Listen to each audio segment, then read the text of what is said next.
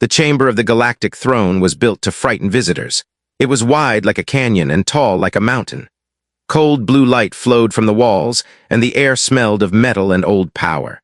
Kings of 1,000 worlds had stood there and bowed. Today, a single human stood alone.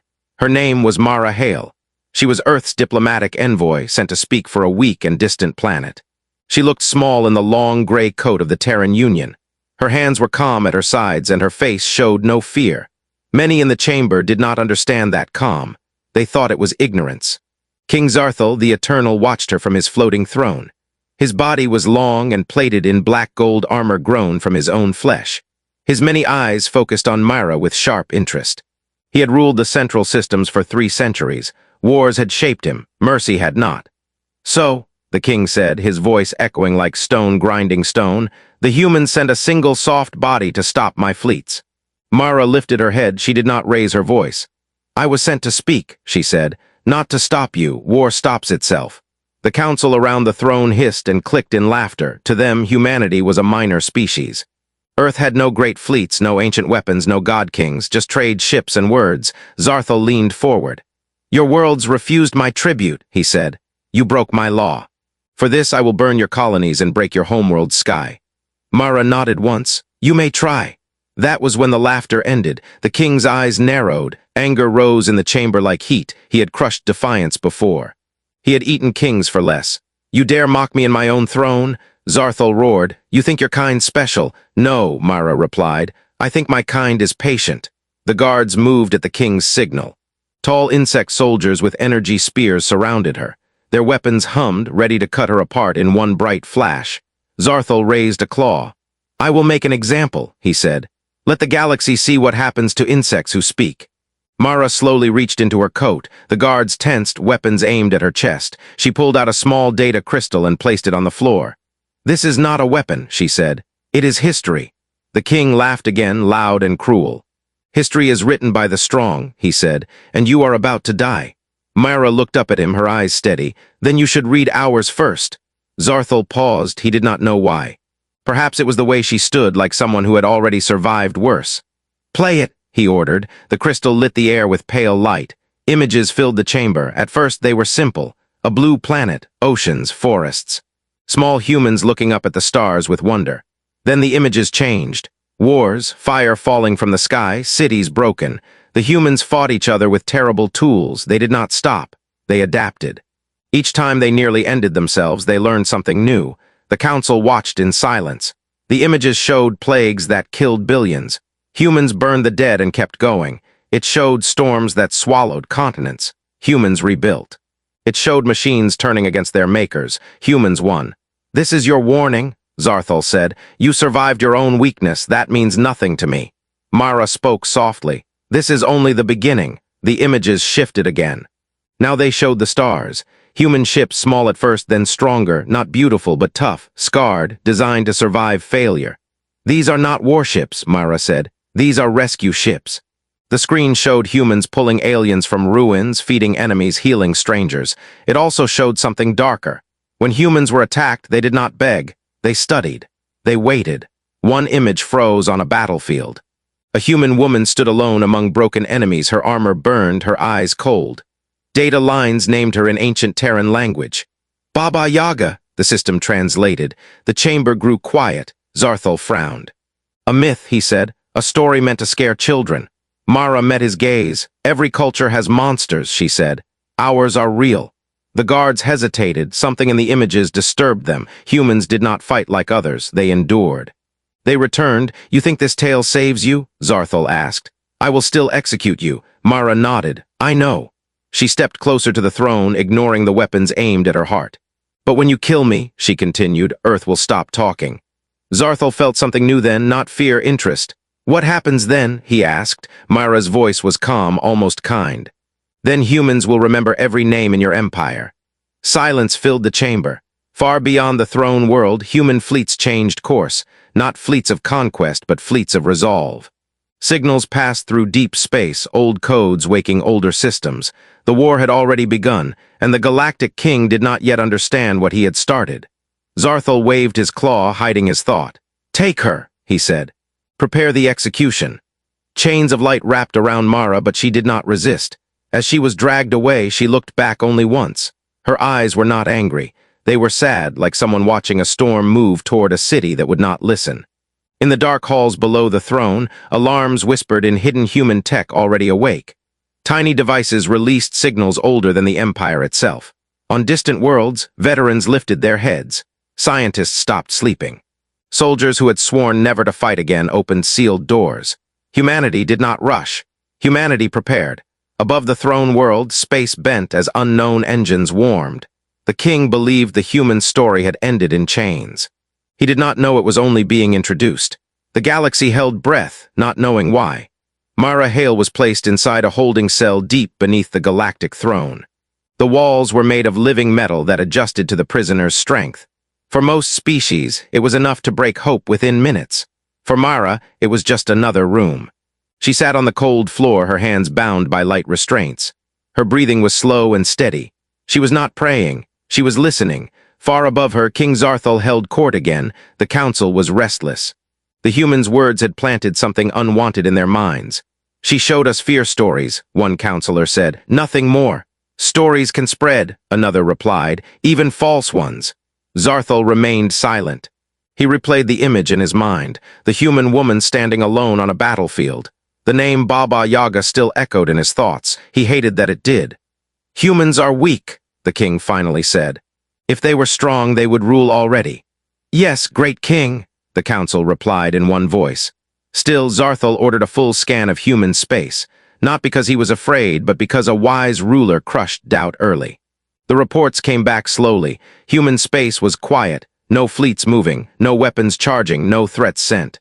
They do nothing, Zarthal said with a sharp laugh. Your fears were noise, but the silence was not empty. In a hidden base near the edge of known space, an old human woman watched a star map. Her hair was white, her back was scarred, her eyes were sharp. Her name was Anya Volkov. Most of the galaxy knew her only as a myth.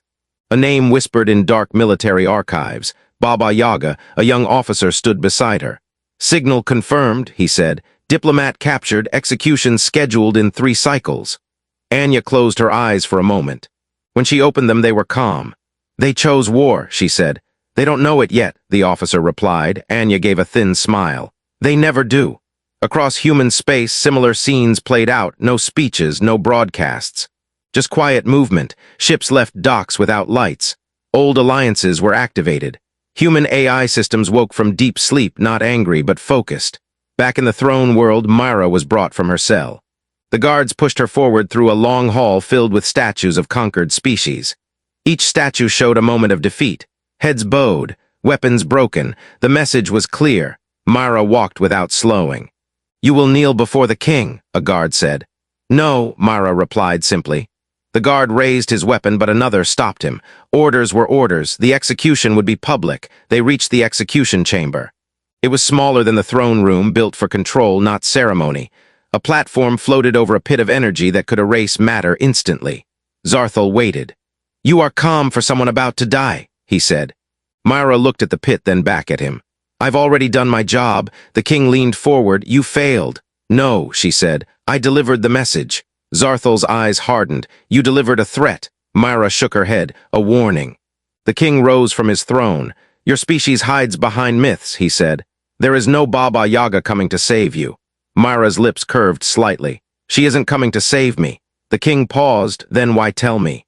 So you would remember, Myra said, when everything starts to break.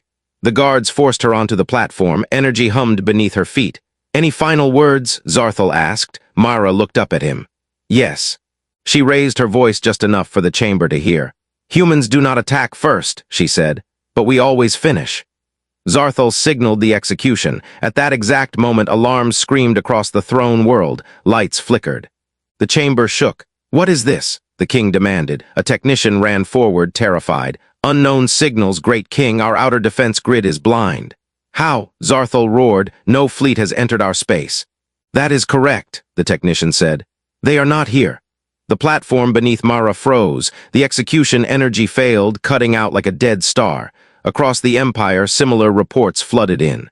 Communication relays went silent. Navigation systems showed false skies. Power grids began shutting down one by one. Zarthal turned slowly toward Mara. "This is your doing," he said. Mara met his gaze. "No," she replied. "This is what happens when humans stop talking." The king felt it then, not fear but something worse, loss of control. "Find the source," he ordered. "Destroy it." "We can't," the counselor said. "The attacks are not centralized. They are everywhere and nowhere." In deep space, invisible to sensors, human tech spread like shadow. It did not explode, it did not burn, it disconnected. Ships drifted powerless. Weapons slept. Entire worlds went dark without a single human ship in sight. Anya Volkov watched the reports stream in. She sipped cold tea. "Phase 1 complete," the officer said. "No," Anya replied. "Phase 1 is silence." She leaned closer to the star map, eyes locked on the throne world. "Now," she whispered, "they listen." Back in the execution chamber, Mara felt the restraints fall away. The guards stepped back, confused and afraid. Zarthal stood frozen. "You said humans were patient," he said slowly. Mara nodded. "Yes, and what are they now?" he asked. Mara looked up, her voice steady. "Awake." Far beyond the Empire's borders, something old and human moved closer. Not fast, not loud, but unstoppable. The war no longer needed an announcement. The throne world had never been quiet before. Now silence pressed against every tower and corridor like a heavy fog. Ships drifted in orbit without command. Defense cannons slept, blind and useless. For the first time in centuries, the Galactic Empire could not see its own sky. King Zarthal stood in the execution chamber, his claws clenched. Power had always answered him, now it did not. "Restore the systems," he roared. Technicians worked in panic. Screens showed nothing but static or false stars. Every attempt to reboot failed. "They are inside our networks," one engineer said, "but not in a way we can trace. It's like they were already here." Zarthal turned sharply to Mara. "What are you?" Mara rubbed her wrists where the restraints had been. "Human," she answered. "Still, you planned this," the king accused. "No," she said, "I expected it." He stared at her, searching for fear. He found none. "Kill her," Zarthal snapped. "Now." The guards hesitated. Their weapons flickered, then died in their hands. Metal handles fell uselessly to the floor. Fear moved through the chamber. "This is impossible," a counselor whispered. Mara took a slow step forward. No one stopped her. "You wanted to execute me to send a message," she said. "The message was already sent." Zarthal's pride burned hotter than his fear. "I still rule this empire," he said. "I have fleets, armies." "Not today," Mara replied. In a hidden corridor far from the throne, a wall shimmered and opened without sound. A single human figure stepped through. Anya Volkov moved like a shadow. Her armor was old, matte black, marked by repairs done by hand. No rank symbol, no flag, just function. Two Imperial guards noticed her too late. She did not fire. She touched the wall beside them. The floor dropped out from under their feet, sealing again before they could scream. Anya continued forward. "Internal resistance minimal," she said calmly. Her voice carried through channels the Empire did not know existed. On distant human ships, operators listened in silence. "Proceed," came the reply. Back in the execution chamber, the air changed. A low vibration moved through the walls like a heartbeat. Zarthal felt it in his bones. "What is that?" he demanded. Mara closed her eyes for a brief moment, then opened them. "She's here." The chamber doors bent inward, not blasted, not cut, bent as if the metal itself chose to move. Anya stepped through. She looked ordinary, no glowing weapons, no roaring armor, just an older human woman with calm eyes. The room froze. Zarthal laughed, sharp and forced. "This is your monster," he said. "One fragile body." Anya looked at him, her expression almost bored. "You must be the king," she said. "I am Zarthal the Eternal," he replied. "And you will kneel?" Anya tilted her head. "No." Before anyone could react, the throne's support field failed. Zarthal's floating seat slammed to the floor. The impact cracked the stone beneath it. Gasps filled the chamber. Anya did not move closer. She did not need to. "You tried to kill my diplomat," she said. "That was a mistake." Zarthal rose slowly, fury blazing. "I will tear you apart." "You can try," Anya replied. "But first, listen." The walls lit up with images. Not history this time. Live feeds, Imperial fleets drifting powerless, commanders shouting into dead channels, supply worlds dark and cold, weapon vaults sealed from the inside. Anya spoke without raising her voice. "Your empire is built on control," she said. "We removed it." Zarthal felt something break inside him. "Why not destroy us?" he demanded. Anya's eyes met his. "Because we are not you." She turned slightly, acknowledging Mara without looking away. "We warned you." Mara stood beside her, the contrast clear. One was a speaker, one was an answer. "You think this ends the war?" Zarthal asked. Anya stepped closer now. Each step felt heavy to those watching. "This is not the end," she said. "This is the pause." She raised her hand, the pit of execution sealed shut, smooth as untouched stone. "You will live," Anya continued, "and you will remember today." Zarthal's voice dropped. "You cannot rule without killing." Anya shook her head. "We rule by making sure you never try again." The chamber shook once more, then steadied. Systems did not return. Power did not flow. Anya turned to leave. "Where are you going?" Zarthal demanded. "To let the galaxy see you," she replied. "As you are." She and Mara walked out together unchallenged. Above the throne world, stars began to appear again, not false ones. Human ships, silent and countless, took positions across the sky. They did not fire. They did not move closer. They simply waited. And for the first time in his long reign, King Zarthal understood something he had never learned. There are worse things than death. There is mercy given by someone who can destroy you. The Empire held its breath.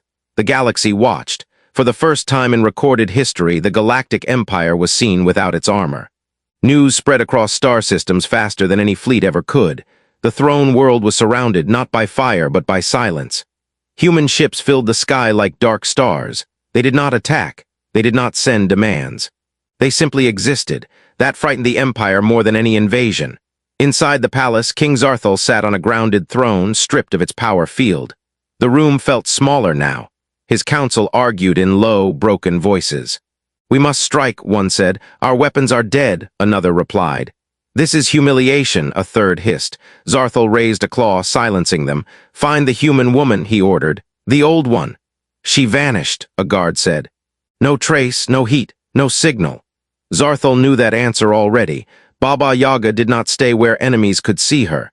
Mara Hale stood at the highest balcony of the palace, looking out at the human fleet.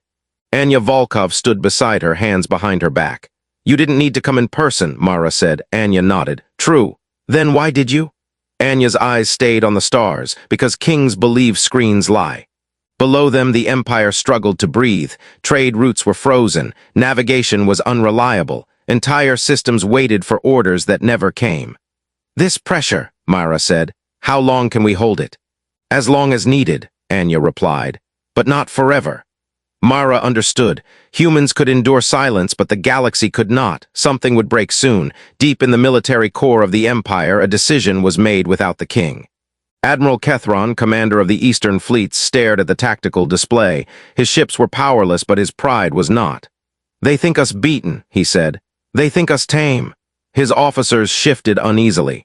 "We still have manual weapons," Kethron continued. "Old cannons, kinetic, no networks. But the human ships," an officer began, "are still just ships," the admiral snapped.